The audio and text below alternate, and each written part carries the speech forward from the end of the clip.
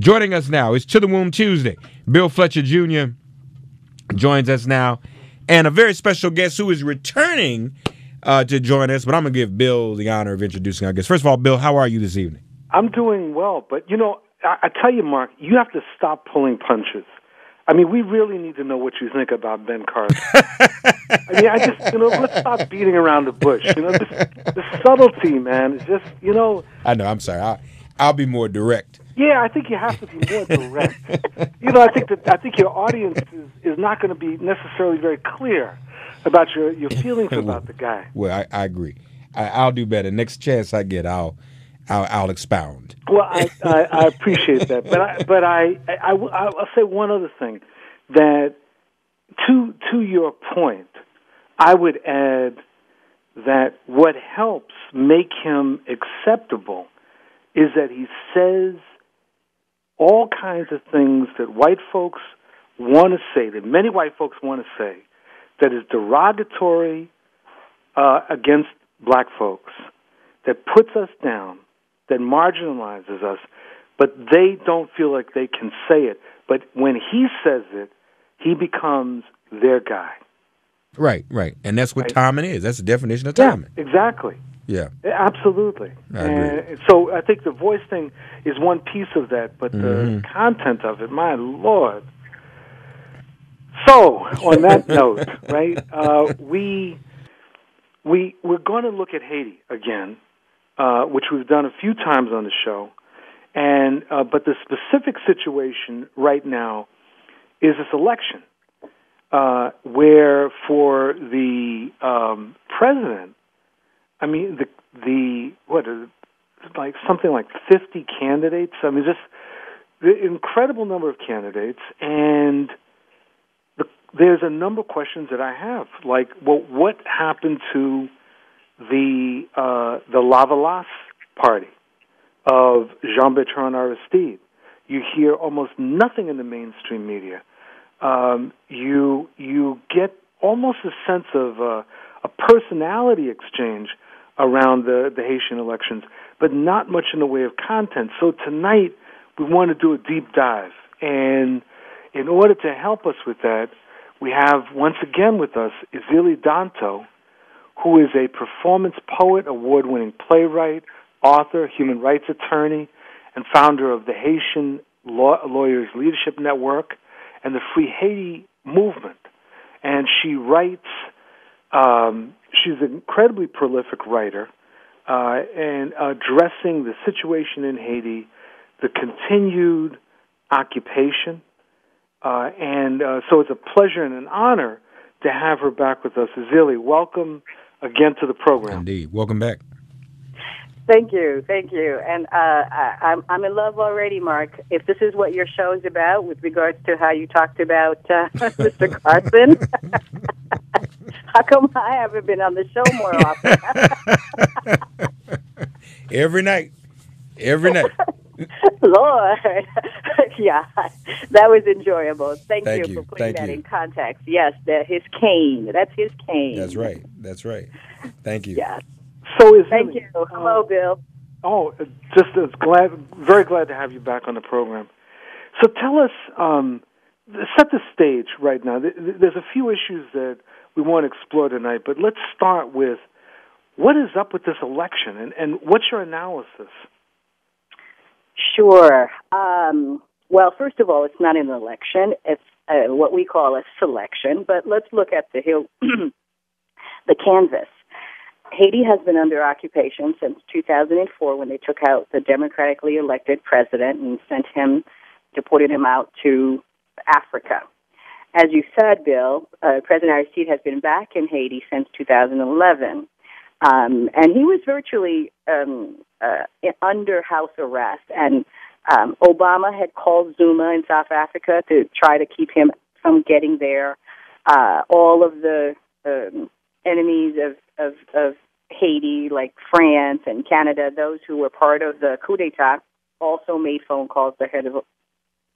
So what's really interesting about this election is that Aristide's political party, for the first time in 10 years, is allowed to participate. So that's different. And since I don't do the embedded media, the mainstream media, I'm not exactly sure what they're saying or not saying about it. But we do our own media, of course. And so, but the thing is, so right now, this is October, this Sunday was election day, and it was for electing 54, there were 54 candidates for president, so to elect a president. And also, since Mateli, the current president, and he was elected in 2011, actually he wasn't elected, he was selected. Of course, we've been saying this, but today everyone else is saying it because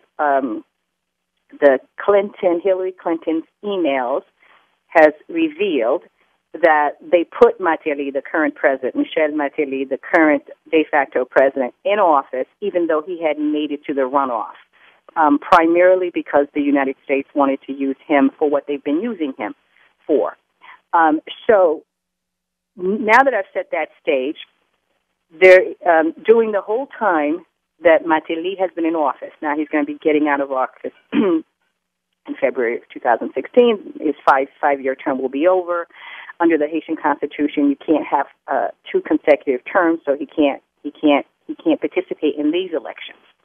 So, during his whole entire time, Haiti has a parliamentary system. He has kept the parliament from having parliamentary elections. He has kept all of Haiti from having local elections.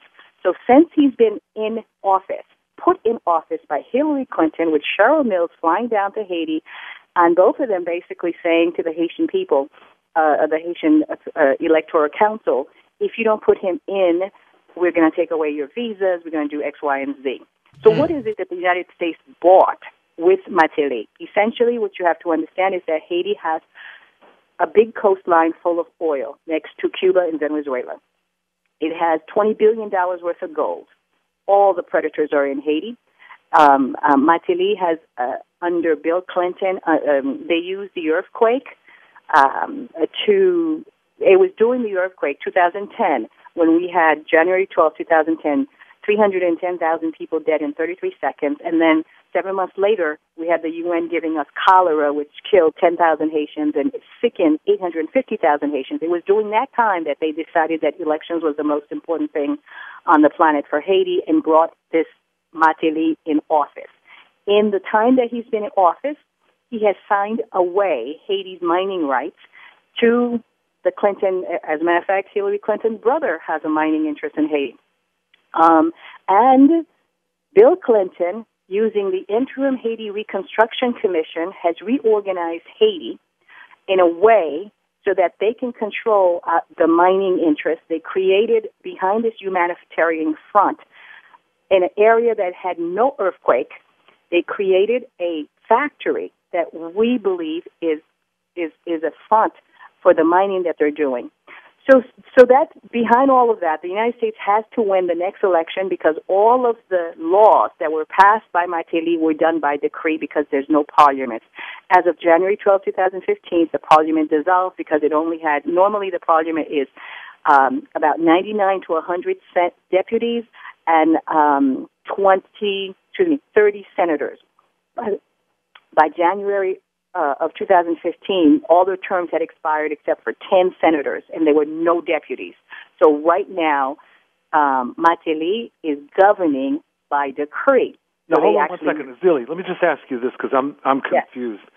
How is it possible for the president of Haiti to prevent parliamentary and local elections? On what basis? Might makes right. The Obama administration sent the former Kenneth Merton, who is the U.S. ambassador, who was the U.S. ambassador in 2010, when they actually moved Mateli from third place, put him in second place so that he can go to the runoff. That was Kenneth Merton. He is in Haiti right now to coordinate the elections. How did they do it? Well, they sent U.S. ambassador Susan Powers to Haiti.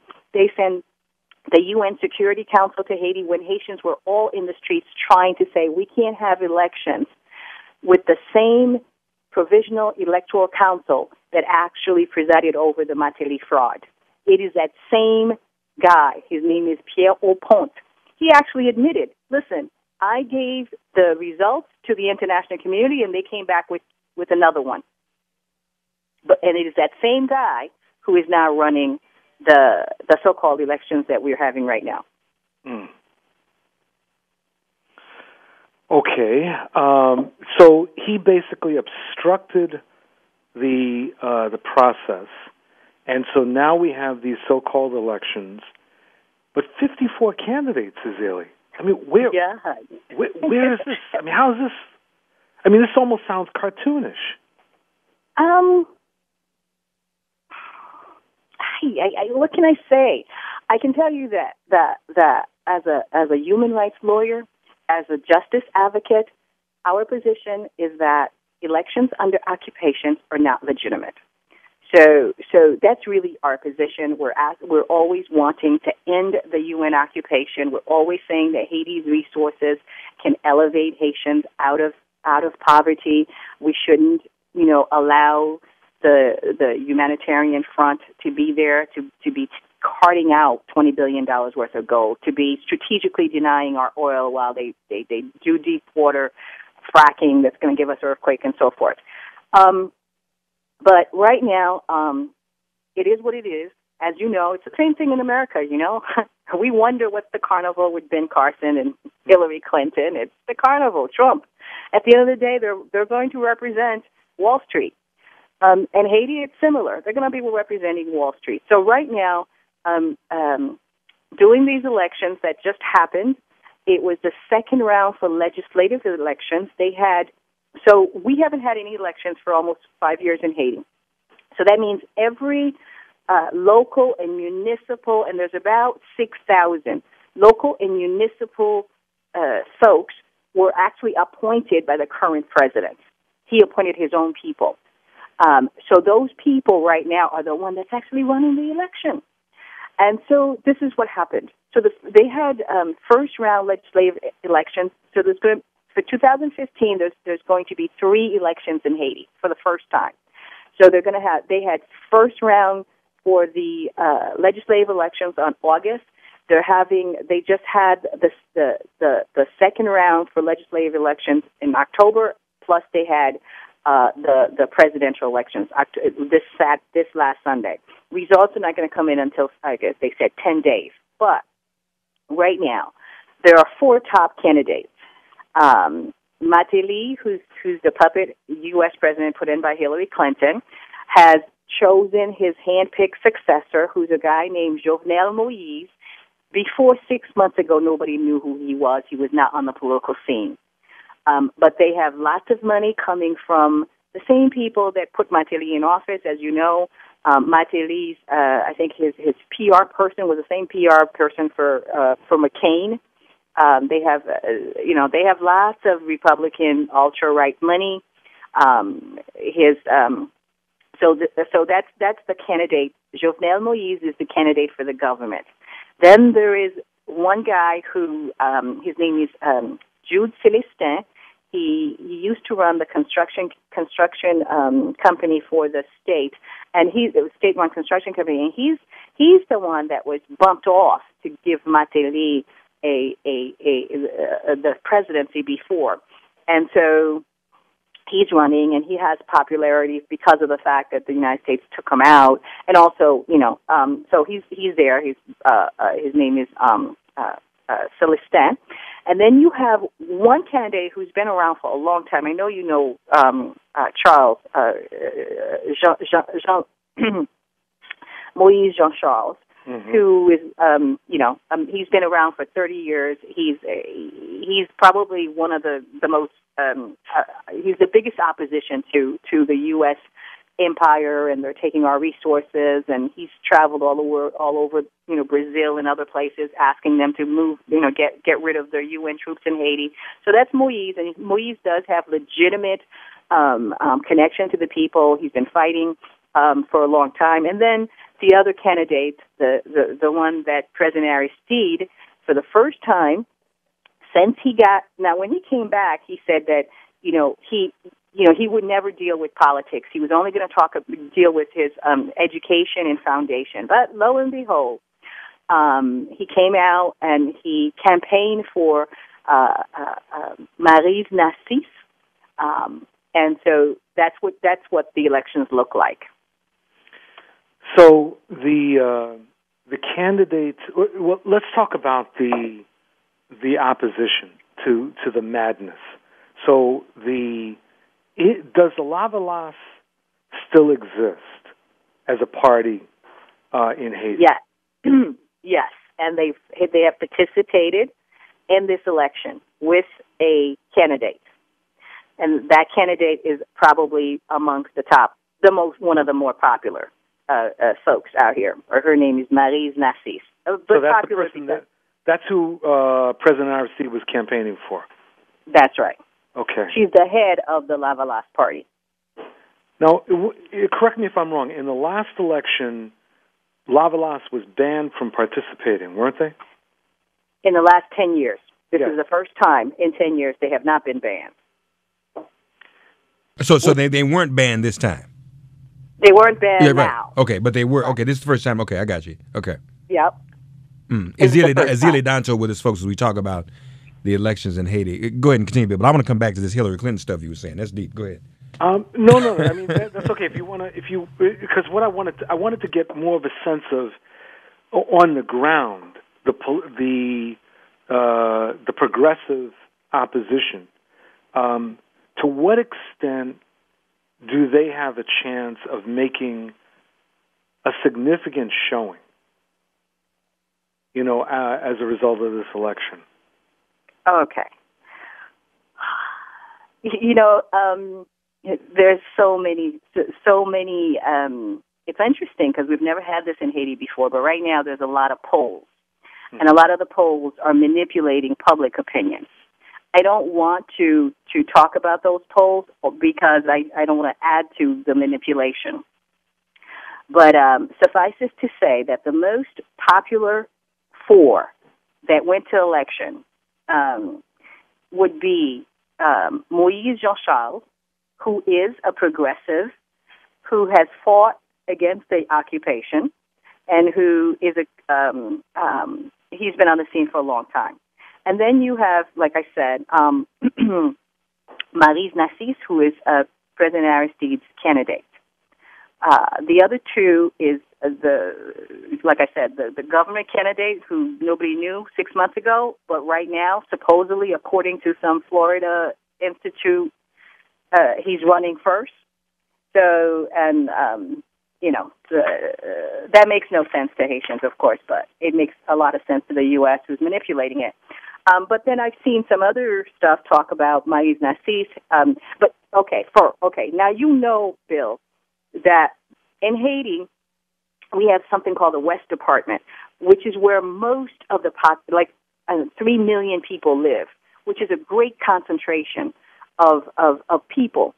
In that West Department, very poor slum area, and President Aristide has always had. He's popular in that area.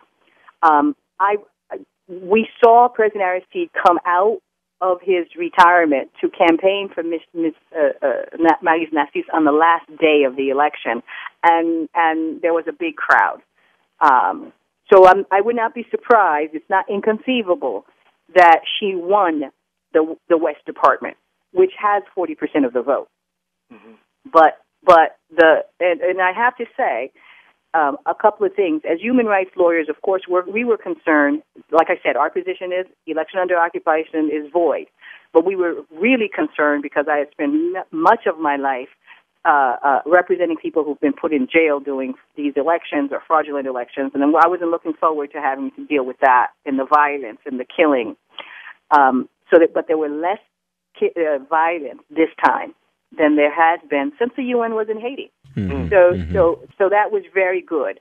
The fraud that people have been telling us about has been happening after the election. So there was a lot of observers. The United States spent $30 million on this election. This election is critically important to the United States. As I said, the Interim Haiti Recovery Commission which was run by Bill Clinton, put together during these 5 years that they had while Haitians were under anguish and cholera and so forth. They put together a system for Haiti where they have changed the Haitian constitution to control Haitian minds. They need the next parliament and the next president in order for that to be legitimized, because there's many questions with regards to Mateli. So there was no real violence or disorder in the manner, for instance, that there was on August 10th during the first legislative elections. However, no one really believes that the United States is going to let's say, one of the two popular candidates that have some traction with the people, become president. So the fraud is happening afterwards in the counting and in the transportation of the ballots. And we have reports, for instance.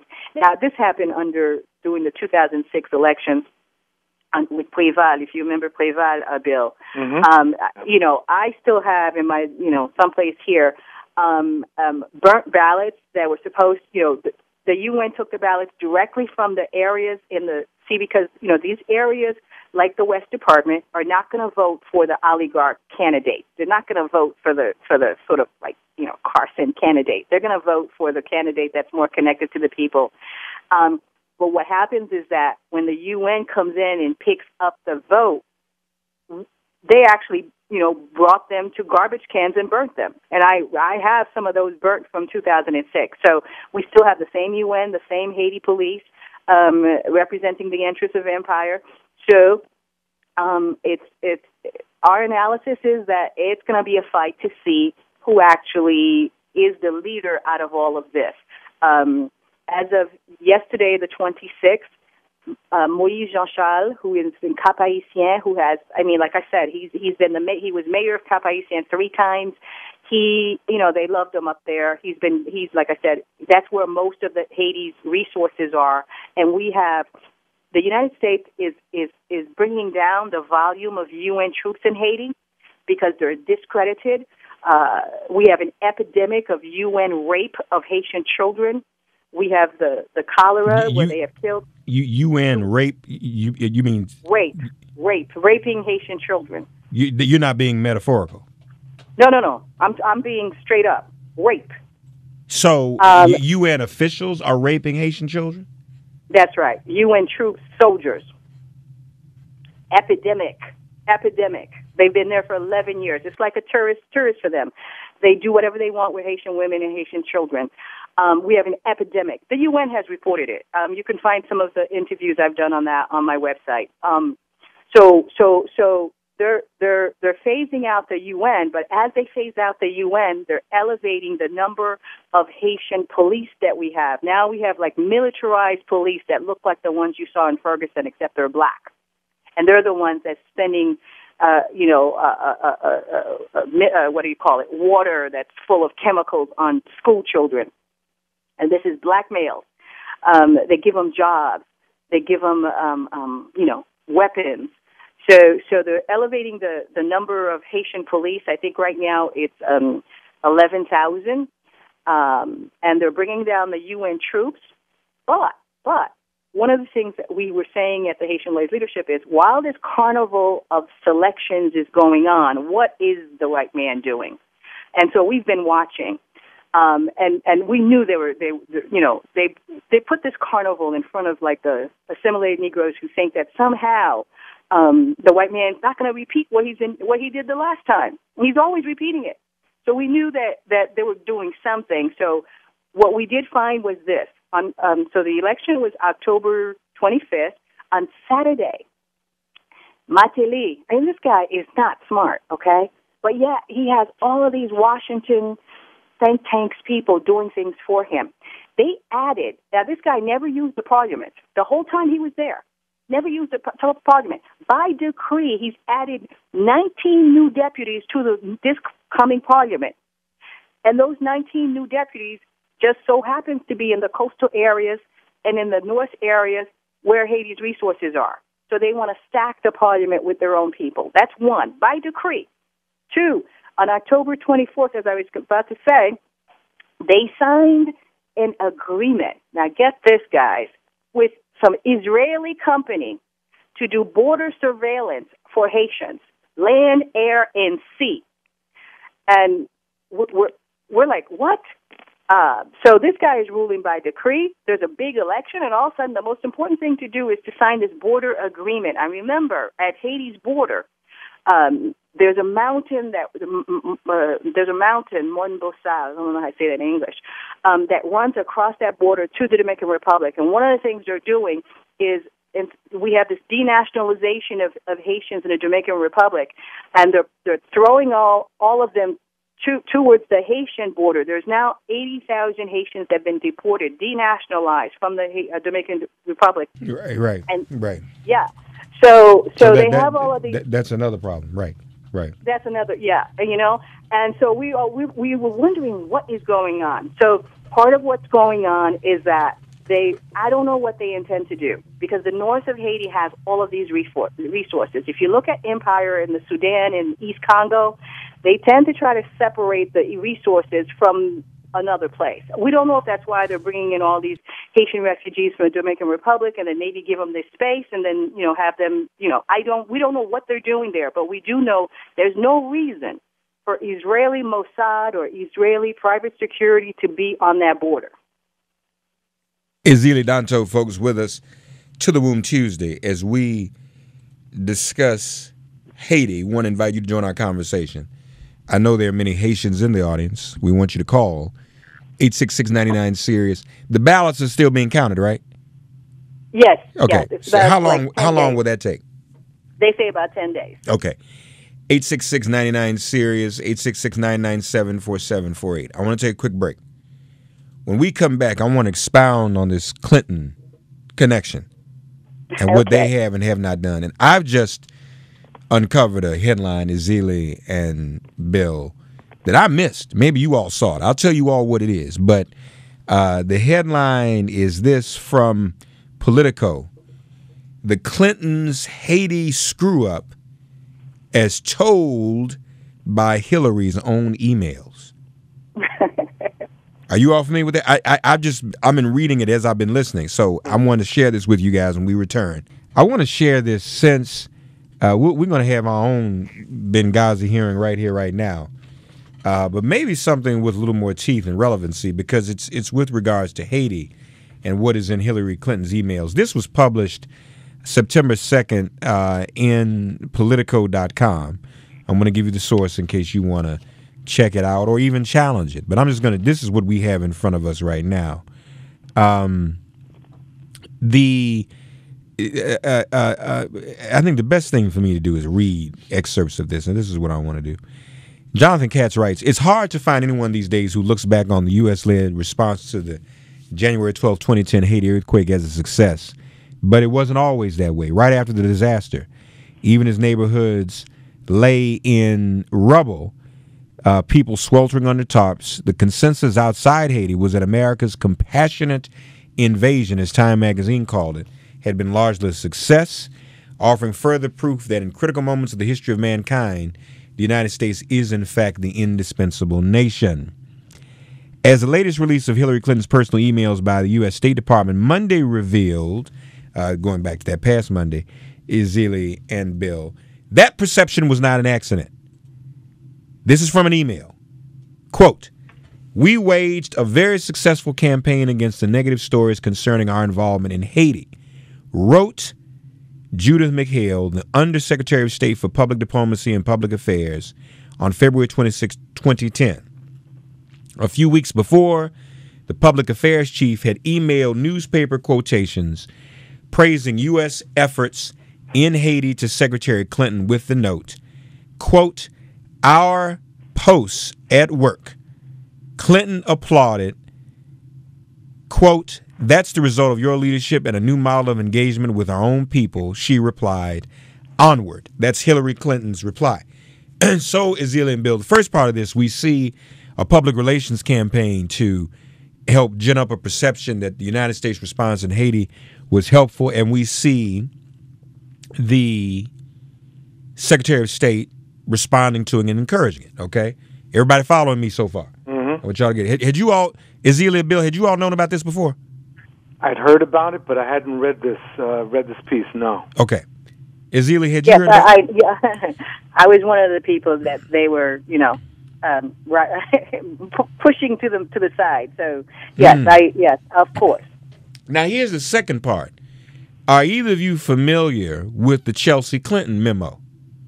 Absolutely. I have a piece of it in our, it's called The Profoundly Silent Chelsea Clinton. It's on my website. It is?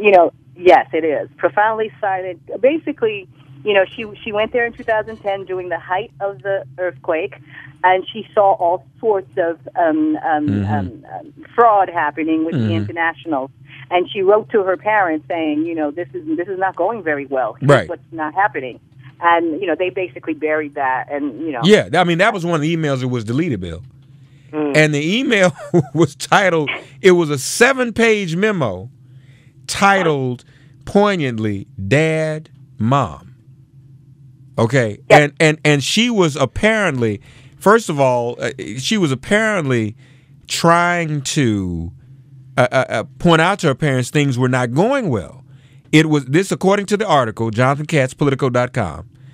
Like so much of the inner workings of the Clintons' vast network, it was kept secret, released only in an ongoing dump of some 35,000 emails from Hillary's private server. Chelsea Clinton was blunt in her report, confident the recipients, her parents, would respect her request in the memo's introduction to remain an invisible soldier. She had first come to the quake zone 6 days after the disaster with her father and then fiancé Mark Mezvinsky. Now she was returning with the medical aid group Partners in Health, whose co-founder, Dr. Paul Farmer, was her father's deputy in his office of the UN Special Envoy for Haiti.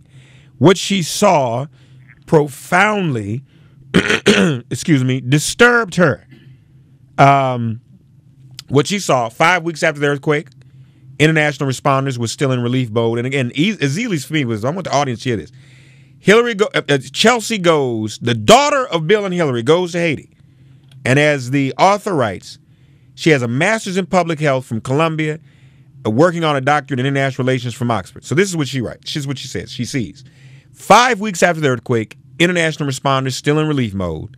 U.S. soldiers roamed Port-au-Prince streets on alert for signs of social breakdown, while aid groups held daily coordination meetings inside a heavily guarded UN compound.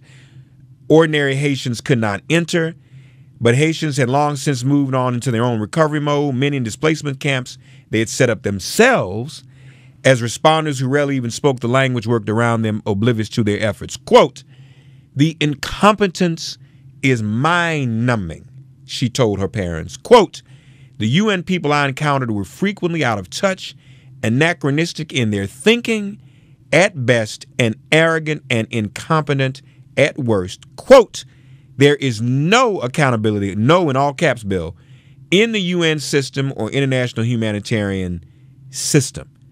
The weak Haitian government, which had lost buildings and staff in the disaster, had something of a plan, she noted, yet because it had failed to articulate its wishes quickly enough, foreigners rushed forward with a proliferation, quote, a proliferation of ad hoc efforts by the UN and NGOs to help, some of which have helped, some of which have hurt, some of which have not happened at all, end quote. The former first daughter recognized something that scores of other foreigners had missed, that Haitians were not just sitting around waiting for others to do the work. Quote, Haitians in the settlements are very much organizing themselves. Fairly nuanced settlement governance structures have already developed, she wrote, giving the example of camp home to 40,000 displaced quake survivors who had established a governing committee, etc. Quote, they wanted to help themselves and they wanted reliability and accountability from their partners, Chelsea Clinton wrote, but that help was not coming. The aid groups had ignored requests for T-shirts, flashlights, and pay for the security committee. And the U.S. military had apparently passed on the committee's backup plan that they provide security themselves. Quote, the settlement's governing bodies, as they shared with me, are beginning to experience UN NGO fatigue, given how often they articulate their needs, willingness to work, and how little is coming their way, End quote. And Vijaya Ramachandran, senior fellow at the Center for Global Development, commented on these emails from Chelsea Clinton to her parents, dad, mom. Quote, I am struck by the direct tone and the level of detail. I had no idea. Okay, and here's our response. White narcissism can't soothe or absolve itself in selected email releases. Sure. Haitians at that time believed that Hillary Clinton and Bill Clinton used money from our grief to do their wedding of Chelsea. We've been in Haiti freestyling to murder Tarzan, Jane, and their Uncle Toms. We're not invisible. That's what I wrote. And you know, this is fake innocence. Yes, she wrote that to her parents. Yes. She knew exactly what was going on, and that was just a few weeks after the earthquake. And yet it's like 5 years later. What did she do in that time? She's still profoundly silent. But yet, when they first released these emails, this was the very first one, and it was really meant to sort of like absolve her parents by saying, "Here's a piece of the parents that knew what was going on." Okay. You understand? That's how they tried to use it. Okay, and so we responded that she's still profoundly silent. She was silent then. She wrote to her parents in secrecy, telling them what was going on, but never fought to change anything that we saw publicly. Because essentially Bill Clinton and Hillary Clinton not only imposed upon us a puppet government, they proceeded to collect $10 billion with just a trickle down of like maybe 3% ever reaching Haiti. And they gave Anthony Rodham, who is Mrs. Clinton's whatever you call it, brother, a piece of Haiti's mining. I think he got 10 acres of land. And while in Haiti, we have Haitians in the Dominican Republic with no land, no nothing, being deported. So this is what Bill and Hillary Clinton brought us. It's this fake progressive Democrat idea that somehow these people are progressive. I tell you what Haitians in Brooklyn say.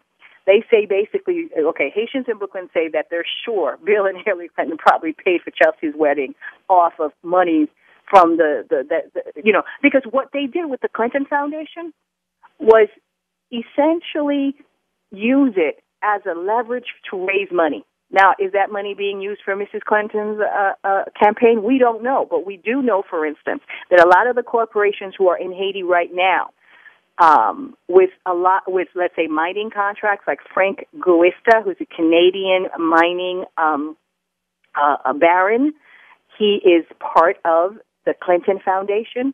He gave money to the Clinton Foundation, and somehow he got the mining contract to Haiti. Also, we have something called Digicel, who has all of the various telephones in Haiti. They like to destroy the state telephone company, and give the franchise to their own. This guy name is O'Brien. He's out of Ireland. Big entrepreneur. All of these men would give money to the foundation of Bill Clinton. All of a sudden, you see that then they have hotels that they're building in Haiti. They have mining licenses. So there was sort of a conflict of interest with Bill Clinton being the UN deputy envoy for Haiti. So he was given that title, unelected, and he was the head of the Haiti reconstruction. Then you have Mrs. Clinton at the same time. She was under Obama, the Secretary of State, and they work together. Actually, the Haiti Reconstruction Fund, which raised $10 billion, is affectionately called the Bill and Hillary Clinton Fund.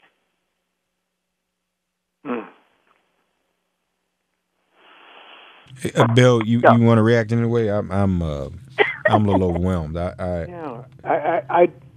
think that there's been bits and pieces of this coming out for a while, and I guess what I want to do, because I'm actually concerned about the time that we have left, I'm curious, Ezili, where you see things going now with the in light of this election. What's the trajectory?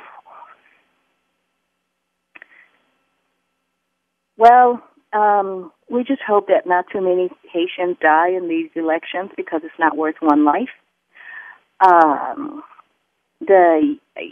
I doubt that the United States is going to allow for a Haitian president or a Haitian Senate parliamentary that is going to in any way reverse the laws that's been taken by decree by the Clintons in the last 3 to 4 years in Haiti right now.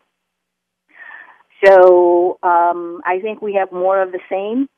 I see now that we're going to have another selection. The Clintons and Obama and the United States are going to continue to use a humanitarian front to make as if they're giving us something. But the situation for Haitian has worse off. Like I said, we have an epidemic of raping of Haitian children. We have forced prostitution. We have forced assimilation because, they're leaving their babies with Haitian mothers and leaving. These troops have been in Haiti. So it's sort of like ethnic cleansing, forced and I don't know where the larger voice of the black community in America is, because right now the Congressional Black Caucus is actually part of the problem. They have endorsed these elections. Explain that, because I was actually going to ask you, where does the Congressional Black Caucus fit in this whole thing? They have endorsed both the UN presence in Haiti and these current elections, even though they know what happened in 2010. No one has denounced Hillary Clinton for changing someone who was in third place and putting them in second place to go to the runoff. No one that I know of in terms of the Congressional Black Caucus. As a matter of fact, like I said, our position is we've denounced President Aristide, and I used to represent him because the first time he ever came out politically is to enter these elections, and when he entered these elections, he basically legitimized that there could be good elections under the UN in the U.S. So some of the Congressional Black Caucus folks have basically been saying, writing their book, saying, free, fair, and election and inclusive. And that's what they've been doing. As a matter of fact, I think one of the Congress people asked whether she could invest money in the election or help, and she was given, I can't remember which one her name, but you know who I'm talking about. California. Maxine Waters. That's it. Maxine Waters. Yeah, she asked she wanted to. I guess it's the Aristide candidate she wanted to help out, because the other the government candidate was getting money from everybody. So what I'm saying is they're all part of the problem. So let me be clear. What are you saying Maxine did? Maxine asked, I guess it was a general accounting, whoever is responsible for giving an opinion as to whether or not a seating congressional person can put money in elections abroad. And she was given an opinion that says that she could. So I'm just assuming that the money she put was in towards the Aristide candidate. What you're saying. Yeah. So what I'm saying is that they're so far away from, let's say, real progressiveness for us, because real progressiveness is to end the UN occupation. And the reason I say that is this: quickly, Haiti has less violence than most places in the Caribbean, and the United States has built its largest embassy in Haiti for just the reason of taking our resources. Right. Ezili Dantò, thank you. This has been enlightening. We'll see what happens after the votes are counted. Compelling.